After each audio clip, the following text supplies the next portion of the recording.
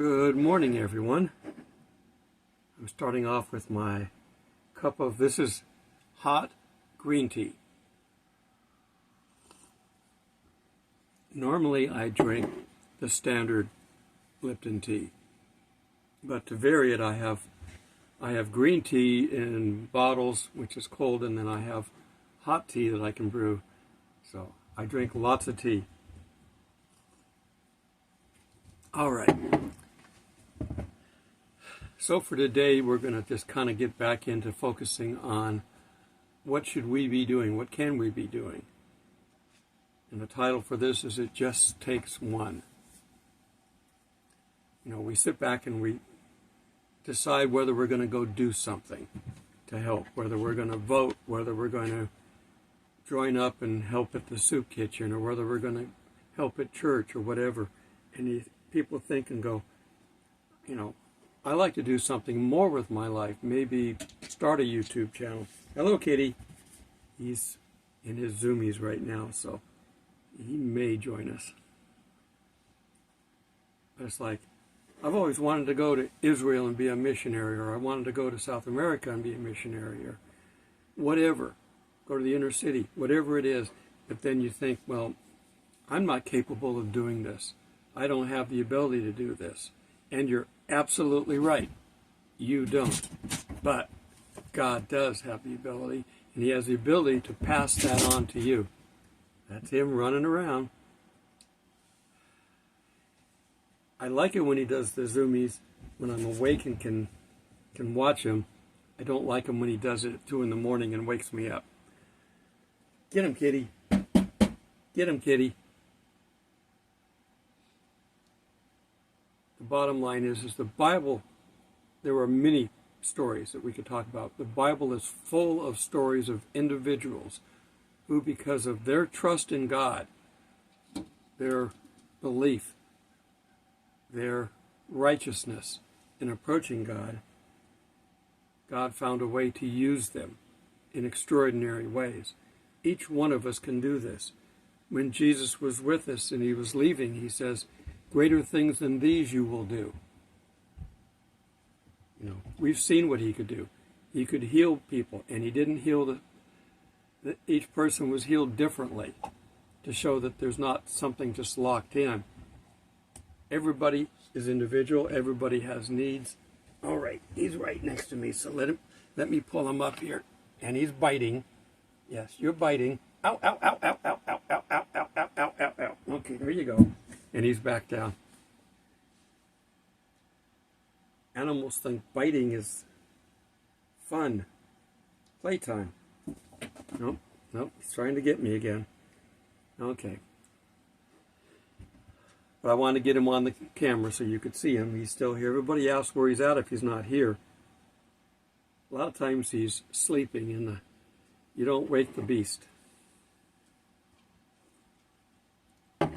Okay, so, and it's men and women throughout the Bible that did great things.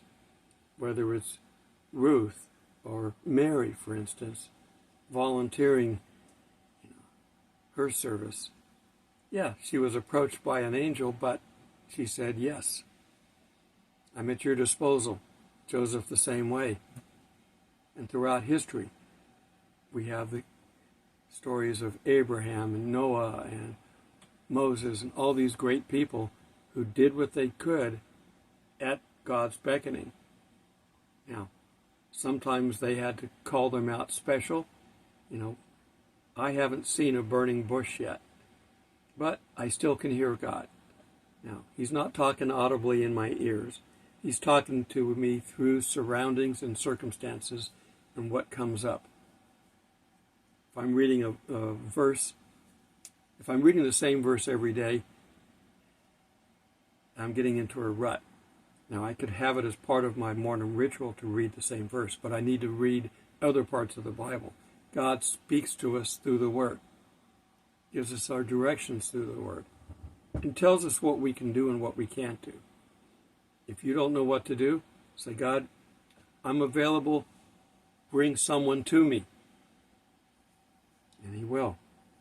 Someone will get lost on the road, and You can give them directions, and they thank you, and they thank you for being so nice. And it's my pleasure, my God teaching me to always be nice. Oh, who's your God? The one God of the universe who gave us his Son. There's openings in pretty much any kind of conversation. Now, you can get shut down, in which case you say, well, that's fine. We don't have to talk about it. We got plenty of other things to talk about. But if you do want to talk about it, I'm here. And then go on. Unless somebody's being mean, ugly, belligerent, keep the channel open. And even keep the channel open then if you can. You know. God will eventually work. If they're coming to you, God is working on their heart. And he will continue to work on their heart until they're ready to receive the word. People aren't ready. But when they are, somebody can take over, working hand in hand, and help lead them to Christ. That's what we get to do. It's fun. It's the only thing you can take to heaven. The souls that you've helped win. You're not doing it on your own. The Spirit's doing 99% of the work. We get to do 1% and take credit for it. Okay. So, we're going to look at 2 or 3 people out of the Bible. I'm going to keep this relatively short. We could talk about this for a week. Who basically made themselves available. We're going to look at Noah first. There was a wicked world. God said, I'm paraphrasing, but I'm at my wit's end. I wish I hadn't created man. But he looked down and he saw one man righteous. In a whole world full of people. I don't know how many people were there. I don't know how the world was set up. I don't know what the world was like. I speculate that this was a long time ago, not 6,000 years ago, but a long time ago when the world, all the continents were together. And we didn't have gigantic mountains. I've talked about this in the past. I don't believe that a wave capable of covering every inch of the land could go to the top of the Himalayas without having so much force as to wipe out even the ark. But if the earth was flat, maybe 100 feet high, no more, over the whole earth, a wave, 100-foot wave, could cover all that.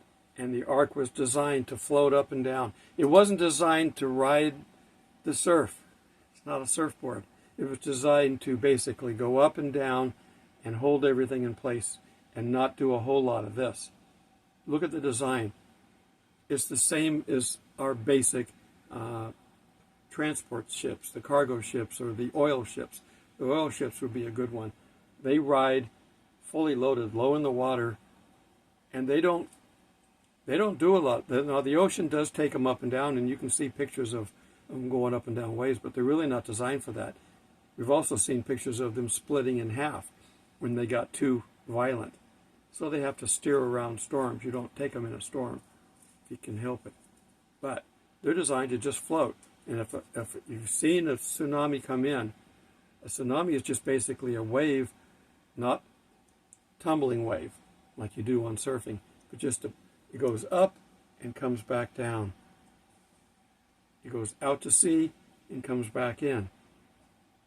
It's just a rise in the water. It's not tumbling. I don't think the ark and the people inside could stand to be tumbled. But when it raises and goes over the top of the land, they survive. Okay, well, let's look at that. Genesis. I don't know how I got John out of that. Genesis 6:5. And God saw that the wickedness of man was great in the earth. This was the time of the Nephilim. It was great in the earth, and that every imagination of the thoughts of his heart was only evil continually. Kind of like Sodom and Gomorrah. we're told that the days towards the end will be like the Noah's days, or like Sodom and Gomorrah, evil in the thoughts. And as we've seen, and Jesus said, if you say you don't sin. If you sin in your mind, it's the same as if you sin it in reality. So don't think about things that are bad, and you'll be less likely to do them in real life. Genesis 6:6. And it repented the Lord that he had made man on the earth, and it grieved him in his heart. We can grieve the Holy Spirit by sinning. And the Lord said, I will destroy man whom I have created from the face of the earth. So that's why that thing keeps going off. I have an Alexa over there, and the kitty is standing on it.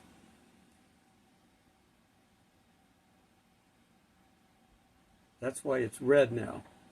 It was red earlier. He's standing on it, pushing the buttons until it goes into alarm. Okay, well, I got to find a new spot for that. He's doing it again. He's deliberately going over and standing on it. Oh, I see what he's doing. Quick aside. The sink has covers that go over them. You put over them, I guess, when you're traveling or if you need more workspace. Well, I take those off and I put them up against the window. The one open window in here that doesn't have a blind on it, it probably got ripped apart because it looks like there's clips. It goes up so far, and Kitty Cat's eyes are about like that. So he's standing on the Alexa to get another inch higher to look out the window. He's got both paws on it, and it's turned red. Okay. Now I've seen it. I hate it when I don't know what's causing something. But now that I've seen it, I can fix it. And he's mad at me right now. Because it's so cold, I turned the water off so we didn't get any freezing. I'm back to using my jugs of water like I did at the tent. Because it's 20 degrees. It was, 17 or something. And it's going to stay below freezing all day until the weather comes in. There's a big blue front coming towards us. It should be here in an hour or two. So we're going to get some snow.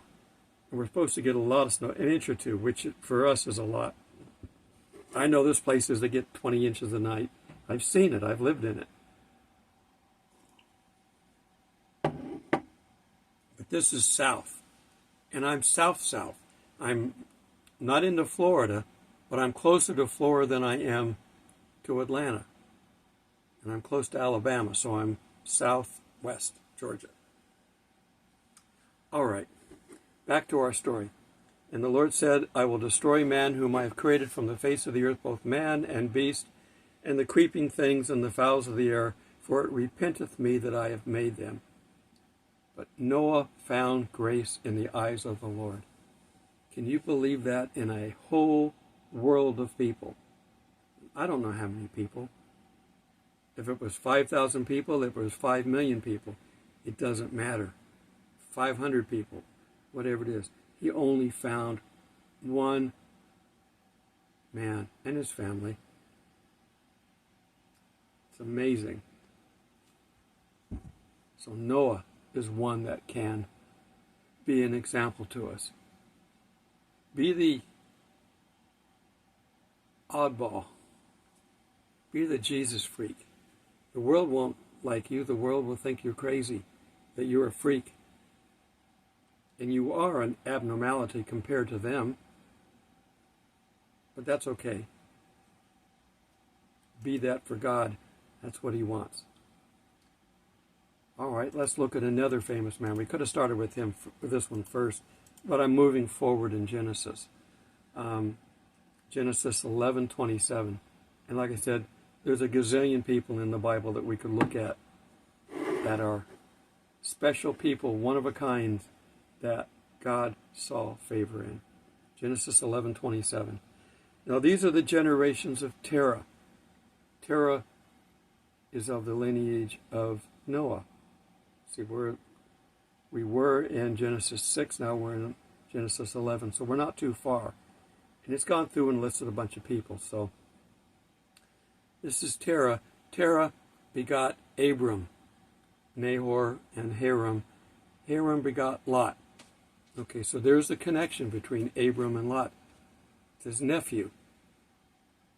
And Haran died before his father Terah in the land of nativity in Ur of Chaldees. Kind of all that Middle East area, closer to Iraq than Israel, but it's all pretty close in proximity. And Abram and Nahor took themselves wives, and the name of Abram's wife was Sarai, and the name of Nahor's wife was Milcah. This is just a little history to go along with this. What have we got here? I can't see. The daughter of Haran, the father of Milcah, and the father of Ikah. Okay, so these are giving you the people of the time. Sarai was barren. She had no child. And Terah took Abram, his son, and Lot, and the son of Haran, his son's son, and Sarai, his daughter-in-law. Basically, this whole family's moving together, okay? Get the ball, kitty. Get the ball, kitty. They're all moving together. We don't do this anymore, and I don't like it. I've got one son that lives too far away. Both of my sons live too far away, but one's an hour away. I can see him once a week. I'm going to miss him this week, because today we're going to have a big snowstorm, and I'm not going to drive in it.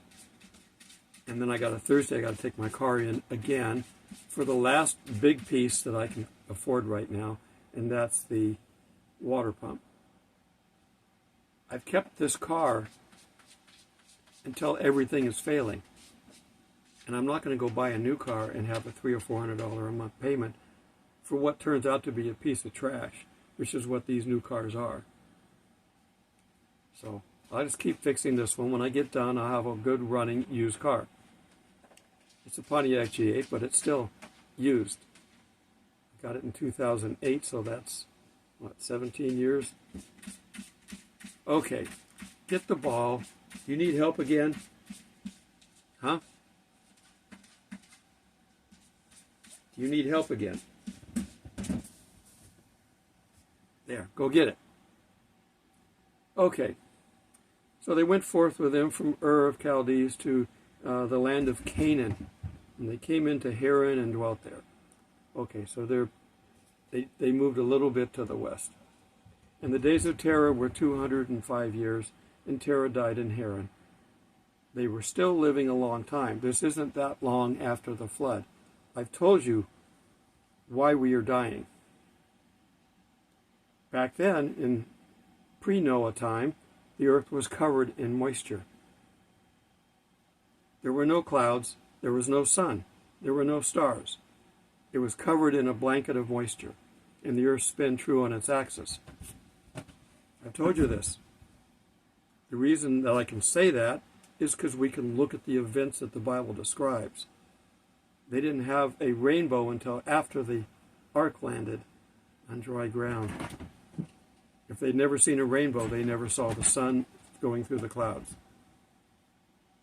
Okay. So they're still living longer lives, but it's decreasing slowly, bit by bit. Seth would have been one of the oldest ones, I think, at the time. And I think he lived 830 years, something like that. He would have been around to see Isaiah and Ishmael. That's how long Seth lived. Okay. Now the Lord had said unto Abram, Get thee out of thy country, and from thy kindred, and from thy father's house, unto the land I will show thee. And I will make thee a great nation, and I will bless thee and make thy name great, and that shall be a blessing. So he's picked, I got to go get something.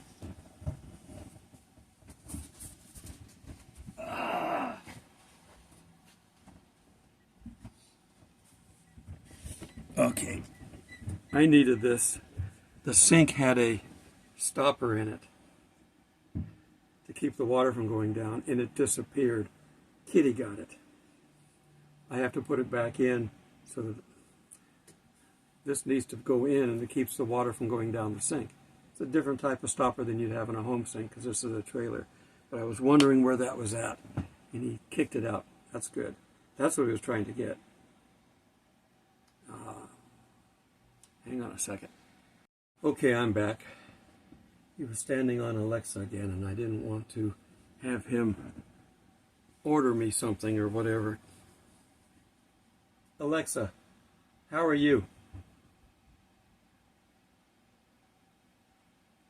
I'm actually feeling really good. The nice folks at Ollie have helped me put together some fun health and wellness tips so you can be feeling your best in the new year. To check it out, just say, start the wellness theme.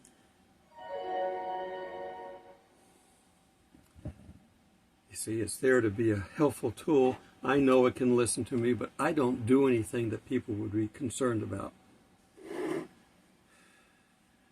Okay, let's see, where were we? He's going to make him a blessing. Okay, he's back up there into that same spot, but I moved Alexa over to the other side. So if he would go over to the other side, the barricades are not up there. He can look right out. And now he's standing right next to Alexa on the other side. Okay, I'm going to have to find someplace else. Kitty, get off the counter. That's not for you anyway. I took over his sink, the one sink he used to lie in, and he'd peer up over the top. And I put my water jugs in there to keep them from, after a while they start to leak a little bit or sweat. And I don't want them on the counter, so I took over his spot. So he's sitting right next to it. All right. Too many rabbit trails this time. Sorry. And I will bless them that bless thee, and I will curse them that curse thee. This is a familiar verse that we use all the time when we talk about how we're treating Israel. Israel being the descendants of first Noah, then Abram. Abram with the blessings. And in thee shall all families of the earth be blessed. All families. Everybody. I'm a descendant of at least Noah and potentially Abram. I don't know for sure, but since there's more than one child, I'm a descendant of one of the children of Noah. We have to be. Everybody. So we're all relatively related. Doesn't matter what color your skin, where you live in the world, what your language is, we're all basically related. And certainly everybody's related to Adam and Eve, because we all have a sin nature. So Abram departed as the Lord had spoken unto him, and Lot went with him. And Abram was 75 years old when he departed from Haran. And Abram took Sarai his wife, and Lot his brother's son, and all their substance that they had gathered, and the souls that they had gotten in Haran, and they went forth to go into the land of Canaan. And there they came. And Abram passed through the land into the place of Sichem, into the plain of Morah. And the Canaanite were then in the land. So they weren't alone, but they were getting along with everybody so far. And the Lord appeared unto Abram and said, Unto thy seed I will give this land. And they buildeth he an altar unto the Lord who appeared unto him. Now, do you understand the faith that it took for Abram to do that?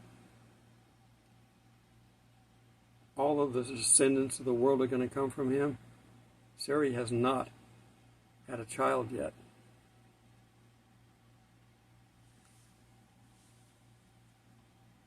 We're not to the point of Isaac. And he's going to end up trying to do it on his own, which is what my warning is to everybody. Never. I don't care if God told you 1,000,000 times to do something. If he's not ready to start, don't you start. Tell him, I'm waiting for you. I don't care how grave it looks, how it's impossible. This is God we're talking about. He can do whatever he wants when he wants. What are you getting into now, Kitty? Kitty. What are you doing? Get out of the sink. There's not room for you and 2-gallon jugs of water in that little sink. Get off of that. No. Kitty?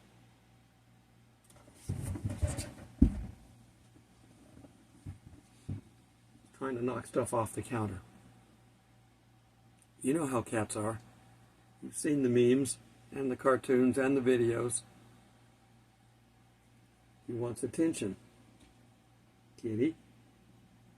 Okay, you can look down there. I've already fixed all the cabinets down below that he can get into, so he can't get into them. Okay. Well, finally, our best example, and like I said, there's plenty more. I didn't talk about Moses. I didn't talk about Elijah. I didn't talk about Elisha. I didn't talk about any of the apostles, Paul, all these individuals. I didn't talk about Ruth. I didn't talk about Job.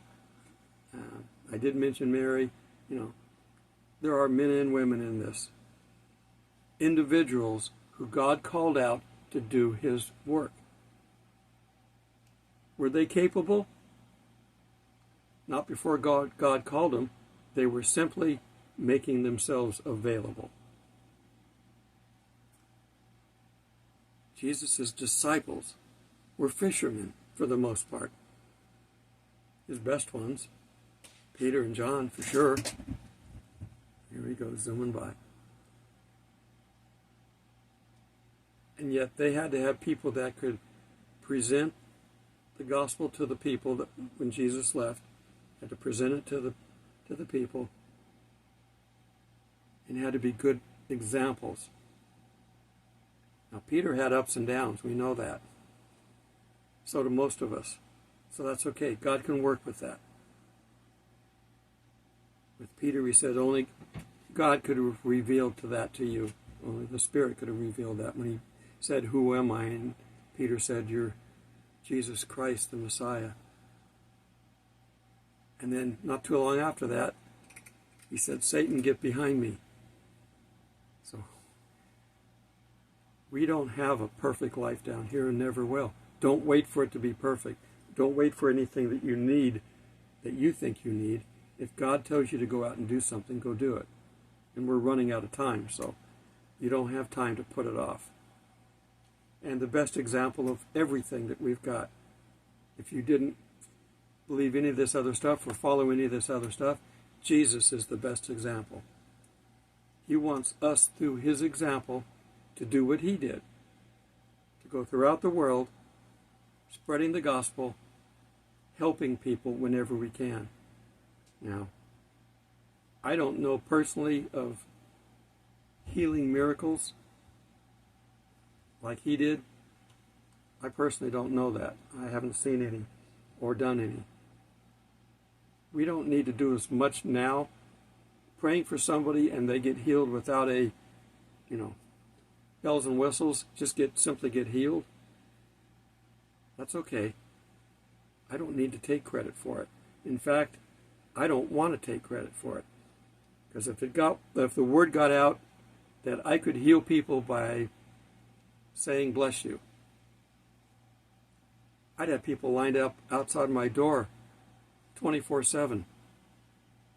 I couldn't deal with all the people that need help that would come to me if I had that miraculous ability to heal. I don't want it. I'd rather just pray for someone and let God do it quietly, and he gets the credit, or nobody gets the credit. I don't want the credit. So I'm fine with that. But there are going to be people coming soon. When we get into the tribulation, we know that the Antichrist and the false prophet are going to do miracles. And we know that the 2 witnesses are going to do miracles. So we're going to have some of that come back again. It's not necessary now. You don't have to see miracles to know about Jesus and to believe in him. And people can be healed without it. All right. That's all I have for this one. So let's find your niche. Find what God wants you to do. And do it. And you don't have to go door to door. You can do it with a phone. I record my videos on my phone. I edit them on the phone. and I upload them using the phone. Now I have a satellite because I'm out in the middle of nowhere, so I have a satellite transmitter, Starlink, so that I can transmit. And I get enough money coming in through your donations to pay for that. So thank you, those of you who are Patreon account members. I don't do the things over there that I should, that I'd like to, but it's just me. I should do special videos for you guys, and I apologize for not doing that. But you're helping me continue with these videos. I'm doing a daily video, so this is not like I'm doing, church on Sunday, maybe Wednesday study. I'm doing a daily video.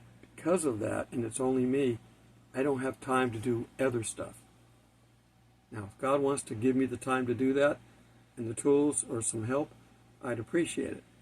But right now, you're helping me to keep this ministry going. God is inspiring my messages.